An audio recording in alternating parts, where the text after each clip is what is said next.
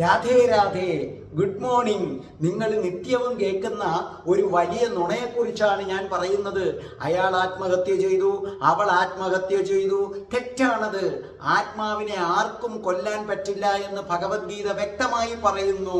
നൈനം ചിന്തന്തി ശസ്ത്രാണി, അസ്ത്രം കൊണ്ട് അവനെ മുറിക്കാൻ പറ്റില്ല, അതായത് കത്തി കൊണ്ട് അവനെ മുറിക്കാൻ പറ്റില്ല. നൈനം ദഹതി പാവകഃ, അഗ്നി കൊണ്ട് അവനെ ദഹിപ്പിക്കാനും കഴിയില്ല. ന ചൈനം ക്ലേദയന്ത്യാപോ, ജലം കൊണ്ട് അവനെ നനയ്ക്കാനും പറ്റില്ല. ന ശോഷയതി മാരുതഃ, കാറ്റിന് അവനെ വരട്ടാനും കഴിയില്ല. അപ്പൊ ആത്മാവിനെ ആർക്കും കൊല്ലാൻ പറ്റില്ല. പിന്നെ നിങ്ങൾ ചെയ്യുന്നത് ദേഹഹത്യയാണ്. നിങ്ങൾ ചെയ്യുന്നത് ഓർമ്മിക്കുക, നിങ്ങൾ ദേഹഹത്യ മാത്രമാ ചെയ്യുന്നത്. നിങ്ങളുടെ ശരീരത്ത് നിന്നും ആത്മാവ് പുറത്തേക്ക് പോകും, അതിനോടൊപ്പം അതിനെ പൊതിഞ്ഞൊരു ലെയറും കൂടെ പോകും.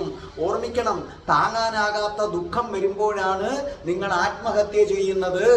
ഈ ദുഃഖം ആർക്കാണെന്ന് നിങ്ങൾ ചിന്തിച്ചിട്ടുണ്ടോ? നിങ്ങളുടെ കൈക്കാണോ ദുഃഖം? കാലിനാണോ ദുഃഖം? കൊടലിനാണോ? അതോ കരളിനാണോ ദുഃഖം? അതോ ഹൃദയത്തിനാണോ ദുഃഖം? ഹൃദയം വെറും ഒരു ഉപകരണം മാത്രമാണ്, 4 അറകളുള്ള ഒരു ഉപകരണം.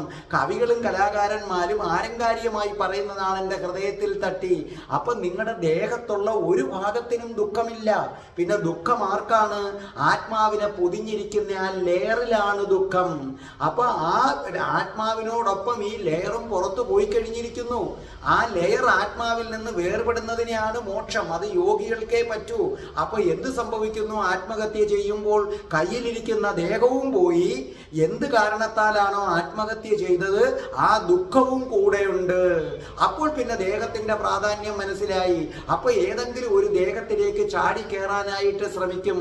അതുകൊണ്ട് ഓർമ്മിക്കുക, ആത്മഹത്യ ചെയ്യാൻ എപ്പോഴെങ്കിലും ചിന്തിക്കുമ്പോൾ ആലോചിക്കുക, നിങ്ങൾ ആത്മഹത്യ ചെയ്താലും നിങ്ങളെ കഠിന ദുഃഖം നിങ്ങളെ പിന്തുടരും. അതുകൊണ്ട് ആത്മഹത്യയെ കുറിച്ച് നിങ്ങൾ ചിന്തിക്കുക പോലും നിങ്ങൾ ചെയ്യരുത്. ആത്മഹത്യക്ക് കാരണമായ ദുഃഖം വരുന്നെങ്കിൽ അതിൽ നിന്ന് രക്ഷപ്പെടാനൊരു മാർഗം ഞാൻ പറഞ്ഞു തരാം. അത് നമുക്ക് നാളത്തെ വീഡിയോയിൽ കാണാം. അപ്പൊ ഗുഡ് മോർണിംഗ്. രാധേ രാധേ, ഓ രാധേ രാധേ, രാധേ രാധേ, ഓ രാധേ രാധേ.